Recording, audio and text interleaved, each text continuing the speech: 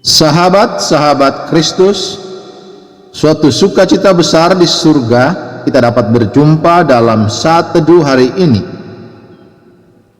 Bagian Alkitab yang menjadi bacaan kita adalah terdapat dalam kitab Kejadian pasal 41 ayat 25 sampai 40 yang berbunyi demikian. Lalu kata Yusuf kepada Firaun, "Kedua mimpi tuanku Firaun itu sama. Allah telah memberitahukan kepada tuanku Firaun apa yang hendak dilakukannya.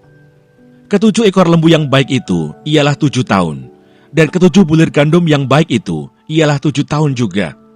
Kedua mimpi itu sama, ketujuh ekor lembu yang kurus dan buruk yang keluar kemudian, maksudnya 7 tahun.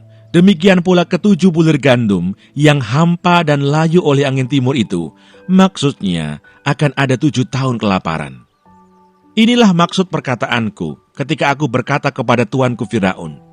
Allah telah memperlihatkan kepada tuanku Firaun apa yang hendak dilakukannya. Ketahuilah tuanku, akan datang 7 tahun kelimpahan di seluruh tanah Mesir. Kemudian akan timbul 7 tahun kelaparan. Maka akan dilupakan segala kelimpahan itu di tanah Mesir. Karena kelaparan itu mengurus keringkan negeri ini. Sesudah itu akan tidak kelihatan lagi bekas-bekas kelimpahan di negeri ini karena kelaparan itu, sebab sangat hebatnya kelaparan itu. Sampai 2 kali mimpi itu diulangi bagi tuanku Firaun, berarti hal itu telah ditetapkan oleh Allah dan Allah akan segera melakukannya. Oleh sebab itu, baiklah tuanku Firaun mencari seorang yang berakal budi dan bijaksana dan mengangkatnya menjadi kuasa atas tanah Mesir. Baiklah juga tuanku Firaun berbuat begini, yakni menempatkan penilik-penilik atas negeri ini, dan dalam ke-7 tahun kelimpahan itu memungut 1/5 dari hasil tanah Mesir. Mereka harus mengumpulkan segala bahan makanan dalam tahun-tahun baik yang akan datang ini, dan di bawah kuasa tuanku Firaun, menimbun gandum di kota-kota sebagai bahan makanan, serta menyimpannya. Demikianlah segala bahan makanan itu menjadi persediaan untuk negeri ini dalam ke-7 tahun kelaparan yang akan terjadi di tanah Mesir, supaya negeri ini jangan binasa karena kelaparan itu." Yusuf di Mesir sebagai penguasa. Usul itu dipandang baik oleh Firaun dan oleh semua pegawainya. Lalu berkatalah Firaun kepada para pegawainya, "Mungkinkah kita mendapat orang seperti ini, seorang yang penuh dengan roh Allah?"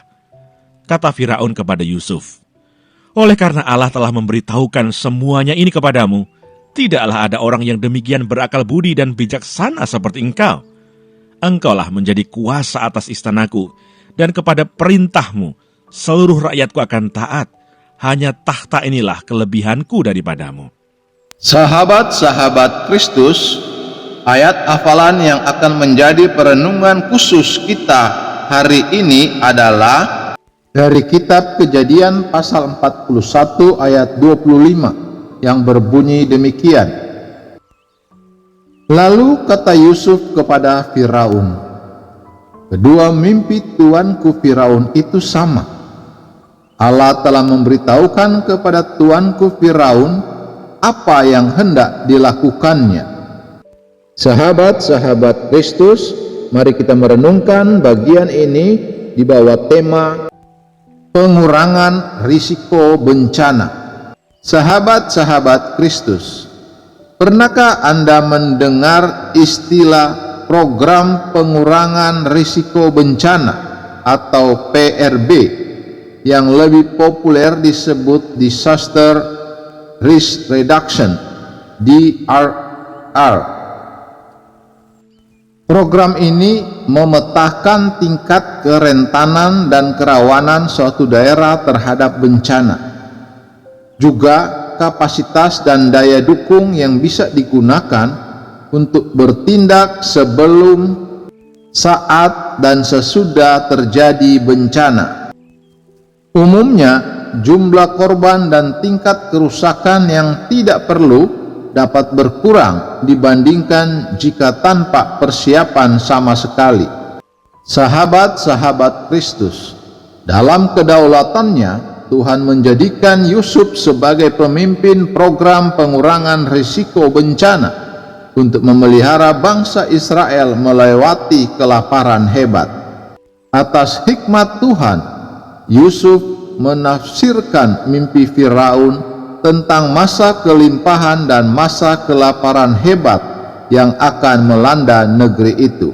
Ayat 16 dan 29 sampai 30. Yusuf juga memberi saran detail mengenai apa yang harus dilakukan sebelum dan saat bencana kelaparan itu terjadi. Ayat 33 sampai 36. Usulan Yusuf diterima dan kepadanya dipercayakan kuasa untuk menjalankan upaya pengurangan risiko bencana kelaparan di Mesir. Campur tangan Tuhan tampak jelas.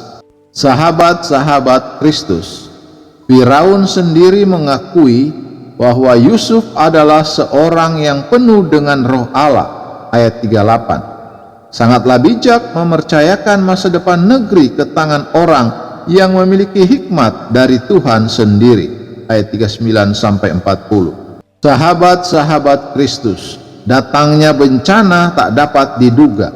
Namun demikian, kita selalu dapat mempercayakan diri kepada pribadi yang telah mencurahkan hikmatnya kepada Yusuf, Allah yang berdaulat dan mengendalikan alam semesta. Mohonlah hikmatnya dalam mengenali datangnya bencana, dan biarlah dia memakai Anda sebagai agennya dalam mengurangi risiko bencana. Sahabat-sahabat Kristus, ingatlah, ketika Tuhan tidak menghindarkan kita dari bencana, Dia memberi kita hikmat untuk menanggulanginya. Terpujilah Kristus, haleluya. Tuhan memberkati dan menyertai kita semua. Amin.